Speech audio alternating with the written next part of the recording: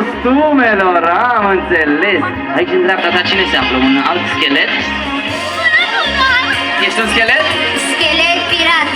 Un schelet pirat, am înțeles. Nu e doar un pirat, e și schelet totodată.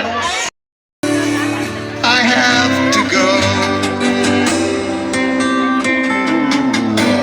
De acolo sunt videoclipuri.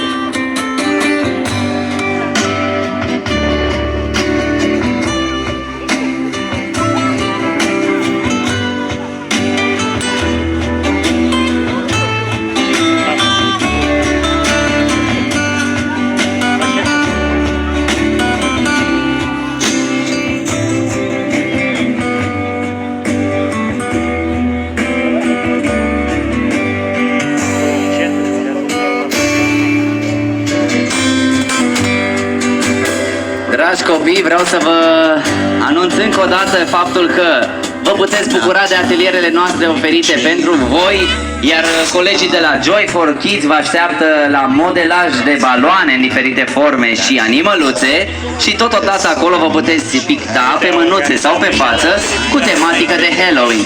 Colegii de la Joy for Kids sunt imediat lângă labirintul de 1000 de baloți de paie. Cum ne uităm spre acel labirint, este primul cort din stânga. La cortul de la intrare în festival este un atelier sportiv unde puteți învăța cum să trageți cu arcul. Cine știe să tragă cu arcul de aici? Cu bere la butoi. Acolo văd un tătic. Foarte bine. Ei bine, puteți să învățați să trageți cu arcul la țintă la cortul colegilor noștri de la DGASPC sector 6. Corturile de la intrare. Totodată, lângă colegii noștri de la DGASPC sector 6, se află atelierul special creat pentru copii, unde sculptăm dovleci.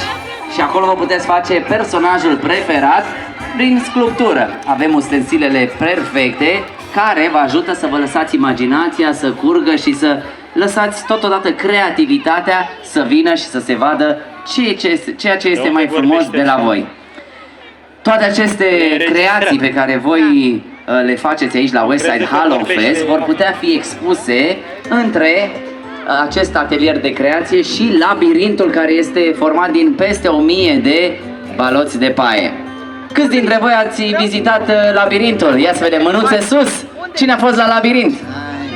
Ați fost? V-a plăcut?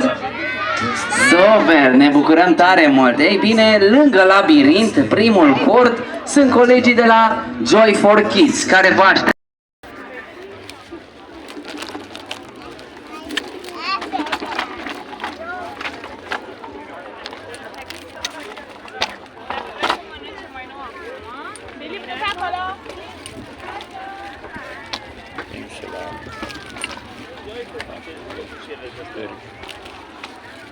De toamnă cu ocazia Halloween.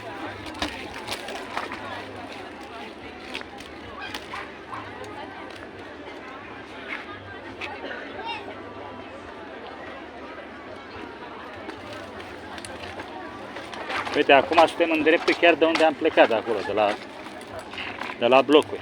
Observi?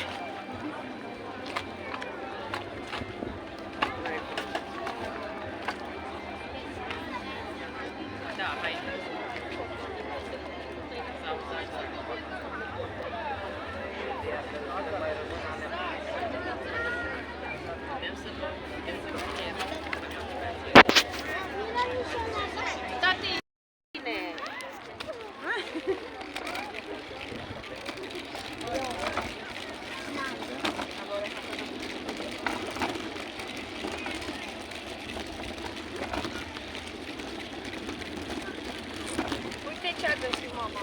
Promenada la Cărășpan. Pești.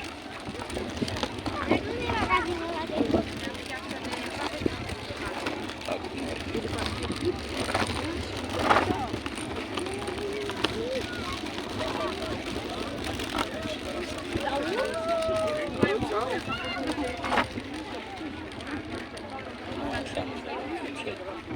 dreapta calea Giulești. Dacă aveam 2 săptămâni de căldură dată la bloc.